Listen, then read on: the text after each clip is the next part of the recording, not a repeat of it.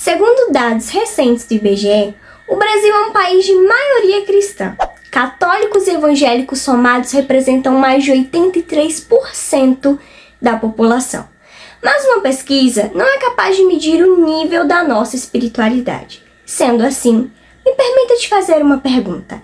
Em meio a tantas pessoas que se dizem cristãs, será que você de fato entendeu o Evangelho? É sobre isso que nós vamos falar. Meu nome é Thaís França e por aqui eu compartilho a Palavra de Deus. Seja muito bem-vindo ao meu canal. Para se transmitir uma mensagem, é necessário que haja um emissor, aquele que transmite a mensagem, e um receptor, aquele que recebe a mensagem, além, é claro, da própria mensagem. Também é necessário que haja um código, a forma como essa mensagem será transmitida, e um canal pelo qual essa mensagem será transmitida, sem deixar de levar em consideração o contexto no qual essa mensagem está inserida. Todos esses elementos são fundamentais para que haja uma comunicação bem-sucedida. Uma falha em qualquer um desses componentes prejudicará a compreensão da mensagem. O Evangelho é uma mensagem simples, tão simples que pode ser compreendida até por uma criança. Todo ele pode ser resumido em um único versículo. Porque Deus amou o mundo de tal maneira que deu seu Filho unigênito, para que todo aquele que nele crê não pereça, mas tenha a vida eterna. Ponto. Mesmo assim, já desde os tempos em que Jesus propagava a sua própria mensagem, as pessoas custavam a entendê-la. E o problema não estava no emissor, Jesus, obviamente. Também não estava na mensagem, o Evangelho, o poder de Deus para salvar.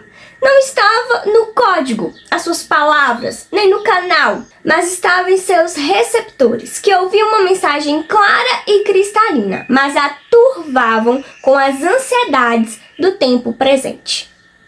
A nós brasileiros, o nome de Jesus é acessível. Não está apenas nos púlpitos, está na música gospel, nas mídias e até mesmo na política. Naquele tempo, o nome de Jesus também estava bem conhecido. Os evangelhos trazem a informação de que a sua fama percorreu por toda aquela região e chegou até mesmo aos países vizinhos, atraindo multidões para ouvi-lo. Mas será que o Jesus que estava no boca a boca das pessoas era de fato o Jesus que elas tinham? E de modo semelhante, de tudo aquilo o que hoje nós ouvimos falar de Jesus, o quanto verdadeiramente o representa. Aquela região vivia um contexto político complicado. O Império Romano dominou o mundo antigo, e debaixo dessa opressão os judeus passaram por maus pedaços. Movimentos revolucionários surgiram no meio do povo. Um dos apóstolos de Jesus, inclusive, se tratava de um ex-revolucionário. A expectativa de que o Messias libertaria os judeus da opressão romana fez com que aparecessem vários falsos messias, com suas tentativas fracassadas de liderar revoltas contra os romanos.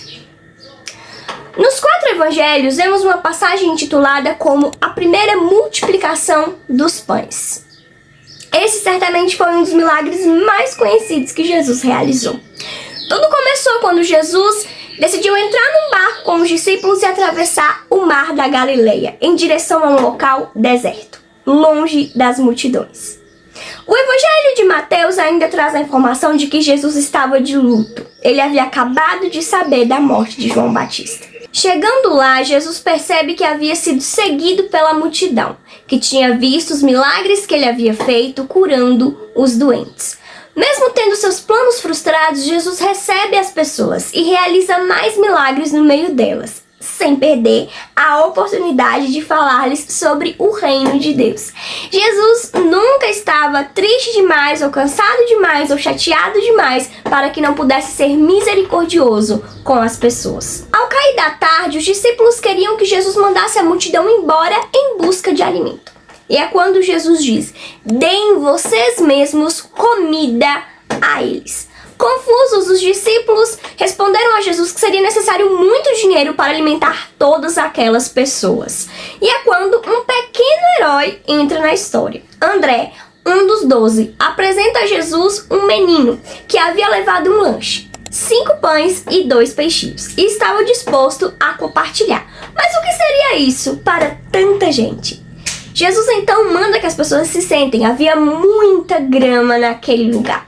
E Jesus, tomando o alimento, dá graças a Deus. E o alimento milagrosamente se multiplica, tornando-se mais do que o suficiente para alimentar todas aquelas pessoas. E ali haviam cerca de 5.000 homens, sem contar mulheres e crianças. Lucas encerra a narrativa por aqui. Mateus e Marcos vão um pouco mais adiante, mas já tirando completamente a multidão do contexto. É no Evangelho de João que nós vemos o relato completo dessa história, porque essa multidão não saiu de cena. O povo queria um rei. E quem poderia ser melhor para esse posto do que aquele Jesus Nazareno que havia aparecido no meio deles? Tão poderoso em sinais e palavras. Outras pessoas no lugar de Jesus ficariam lisonjeadas. Mas Jesus, conhecendo as intenções deles, saiu dali. E dessa vez deixou para trás até os discípulos. Ele foi sozinho orar no monte. Na madrugada, ele vai ao encontro dos discípulos andando sobre as águas. E essa também é uma passagem bem conhecida das Escrituras. Mas a multidão não desistiu de Jesus. Eles começaram a procurar por ele. E aqui eu quero te fazer mais uma pergunta. Pelo que você busca Jesus? Quando faz os seus devocionais e quando tira os seus momentos de oração? Quando vai aos cultos e quando você serve na igreja ou à comunidade? Qual é a sua motivação para fazer isso? Todos nos relacionamos com Jesus esperando receber algo dele. O problema é quando nos relacionamos com a pessoa certa, mas pela motivação errada. Os judeus esperavam pelo Messias, aquele que, segundo as profecias, unificaria os reinos de Judá e Israel e restauraria o reino de Israel à sua glória, e o seu reinado seria de paz. Esse era o Messias prometido. Era isso que as profecias falavam a respeito do Messias. Mas não era somente isso. A primeira vez que o Messias é citado na Bíblia é logo no Gênesis, o primeiro livro, capítulo de número 3, na passagem conhecida como a queda da humanidade. Quando o pecado entra no mundo, então passa a ser necessário que o Messias venha. Dessa forma, a sua vinda está muito mais relacionada à restauração do homem do que à restauração de um reino, apesar de que o Messias também fará isso. No Jardim do Éden, quando o homem e a mulher, dando ouvidos à serpente, desobedeceram a Deus e comeram o fruto da árvore do conhecimento do bem e do mal, estando assim condenados a perecer, Deus então se dirige à serpente e diz o seguinte: porém, inimizade entre você e a mulher, entre a sua descendência e o descendente dela. Este ferirá a sua cabeça e você lhe ferirá o calcanhar. E isso porque o salário do pecado é a morte, mas o dom gratuito de Deus é a vida eterna que nós temos em união com Cristo Jesus. Ainda no livro de Gênesis, um pouco mais adiante, nós vemos que quando Deus faz o seu chamado a Abraão, ele lhe faz a promessa de que em Abraão seriam benditas todas as famílias da terra. Aqui fica claro, então, que da descendência de Abraão viria alguém que seria uma grande bênção para as nações. No livro do profeta Isaías é onde encontramos o maior número de profecias messiânicas. No capítulo 9, Isaías profetizou o seguinte: contudo, não haverá mais escuridão para os que estavam aflitos. No passado, ele humilhou a terra de Zebulon e de Naftali, mas no futuro honrará a Galileia dos gentios, o caminho do mar, junto ao Jordão. O povo que caminhava em trevas viu uma grande luz. Sobre os que viviam na terra da sombra da morte raiou uma luz. Fizeste crescer a nação e aumentaste a sua alegria. Eles se alegram diante de ti, como os que se regozijam na colheita, como os que exultam quando dividem os bens tomados na batalha. Pois tu destruíste o jugo que os oprimia, a canga que estava sobre os seus ombros e a vara de castigo do seu opressor, como no dia da derrota de Midian. Pois toda bota de guerreiro usada em combate e toda veste revolvida em sangue serão queimadas, como lenha no fogo, porque um menino nos nasceu, um filho nos foi dado, e o governo está sobre os seus ombros, e ele será chamado Maravilhoso Conselheiro, Deus Poderoso, Pai Eterno, Príncipe da Paz. Ele estenderá o seu domínio e haverá paz sem fim sobre o trono de Davi e sobre o seu reino, estabelecido e mantido com justiça e retidão, desde agora e para sempre. O zelo do Senhor dos Exércitos fará isso. Bom, fica evidente que Deus colocaria novamente um rei sobre o trono de Davi. Mas no capítulo de número 52, começando pelo versículo 13 e por todo o versículo 53, nós vemos a descrição dos sofrimentos que esse Messias teria que passar antes de qualquer coisa. Vejam, o meu servo agirá com sabedoria, será engrandecido, elevado e muitíssimo exaltado, assim como houve muitos que ficaram pasmados diante dele. Sua aparência estava tão desfigurada que ele se tornou irreconhecível como homem. Não parecia um ser humano. De igual modo, ele aspergirá muitas nações, e reis calarão a boca por causa dele, pois aquilo que não lhes foi dito verão, e o que não ouviram compreenderão. Quem creu em nossa mensagem? E a quem foi revelado o braço do Senhor? Ele cresceu diante dele como um broto tenro, e como uma raiz saída de uma terra seca. Ele não tinha qualquer beleza ou majestade que nos atraísse. Nada havia em sua aparência para que o desejássemos. Foi desprezado e rejeitado pelos homens, um homem de dores e experimentado no sofrimento, como alguém de quem os homens escondem o rosto. Foi desprezado e nós não o tínhamos em estima. Certamente ele tomou sobre si as nossas enfermidades e sobre si levou as nossas doenças. Contudo, nós o consideramos castigado por Deus atingido e afligido. Mas ele foi transpassado por causa das nossas transgressões, foi esmagado por causa de nossas iniquidades. O castigo que nos trouxe a paz estava sobre ele, e pelas suas feridas fomos curados. Todos nós, como ovelhas, nos desviamos, cada um de nós se voltou para o seu próprio caminho, e o Senhor fez cair sobre ele a iniquidade de todos nós. Ele foi oprimido e afligido, e contudo não abriu a sua boca. Como um cordeiro foi levado para o matador, e como uma ovelha que diante de seus tosqueadores fica calada, ele não abriu a sua boca. Com julgamento opressivo ele foi levado. E quem pode falar dos seus descendentes? Ele foi eliminado da terra dos viventes por causa da transgressão do meu povo.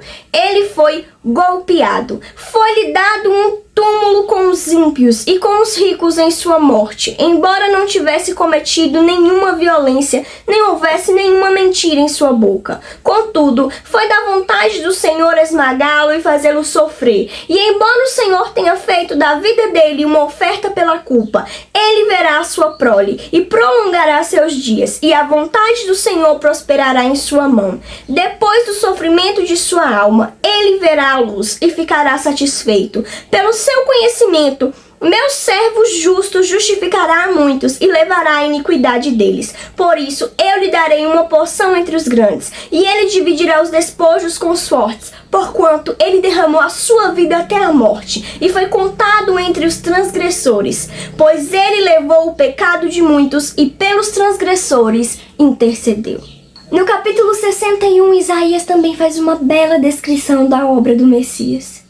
O Espírito do Soberano, o Senhor, está sobre mim, porque o Senhor ungiu-me para levar boas notícias aos pobres. Enviou-me para cuidar dos que estão com o coração quebrantado, anunciar liberdade aos cativos e libertação das trevas aos prisioneiros, para proclamar o ano da bondade do Senhor e o dia da vingança do nosso Deus, para consolar todos os que andam tristes e dar a todos os que choram em Sião uma bela coroa em vez de cinzas, e óleo de alegria em vez de pranto, e um manto de louvor em vez de espírito deprimido.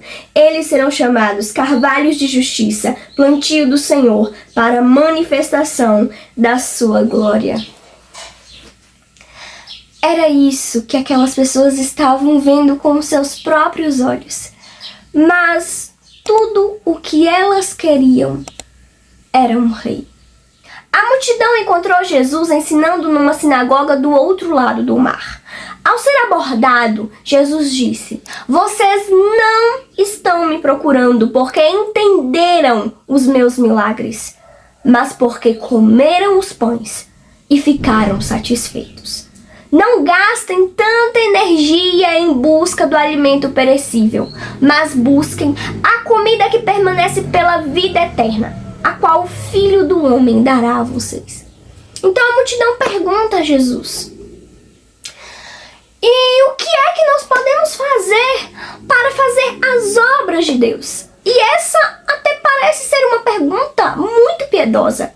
Quantos de nós conseguem mascarar suas verdadeiras intenções através de uma aparência de piedade? Jesus responde a eles: tudo que Deus deseja é que vocês creiam naquele que Ele enviou.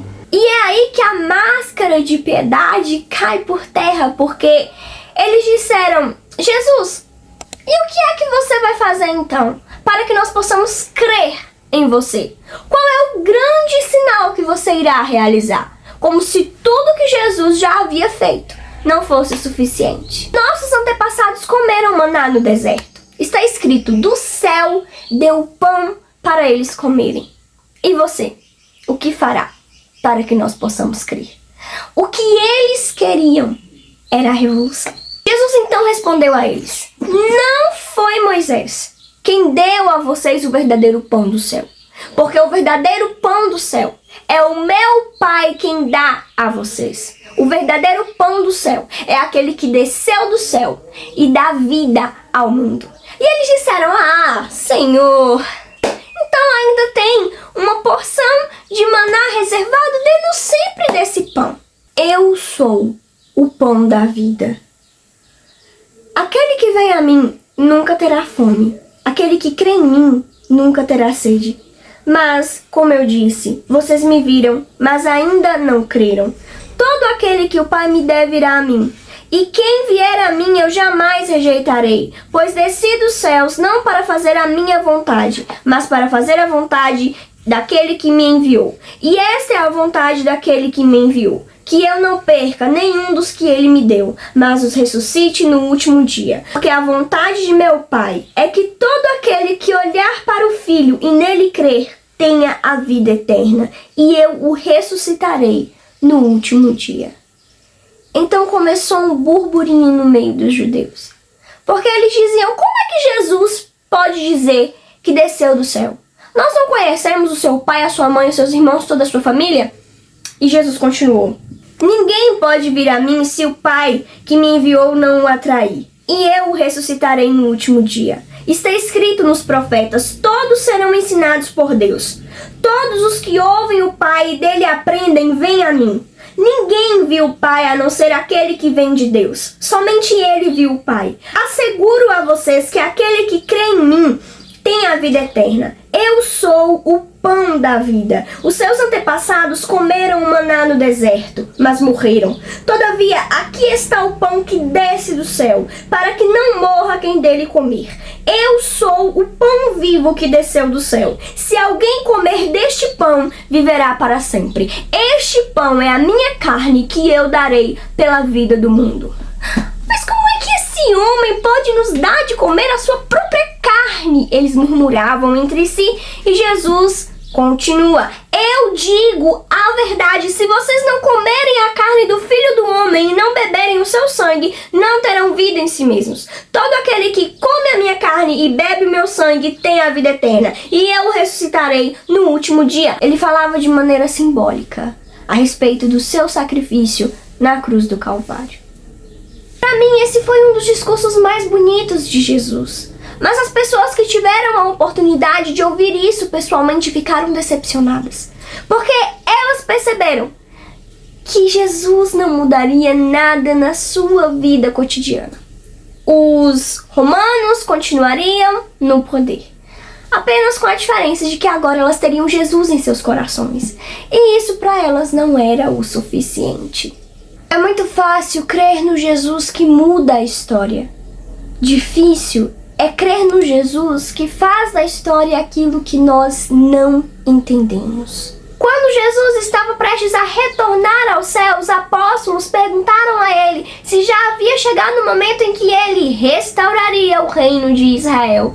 E Jesus disse que não cabia a ele saber dessas coisas. Deus tem um tempo perfeito para fazer todas as coisas. Quando seu relógio marcar o último segundo, então chegará o dia de punir as injustiças e de fazer novas todas as coisas. Mas até lá, O que nós temos é Cristo. E tudo que Deus nos dá além de Cristo é graça. É pela graça que Ele multiplica o nosso pão. É pela graça que Ele sustenta a nossa vida. É pela graça que Ele nos enche de bens. Portanto, toda bênção do Senhor, por menor ou por maior que seja, deve ser recebida com alegria. E a ausência da bênção, por menor ou por maior que seja, não pode encher o nosso coração de amargura. A multidão abandonou Jesus, porque tudo o que ele tinha para lhe oferecer naquele momento eram palavras.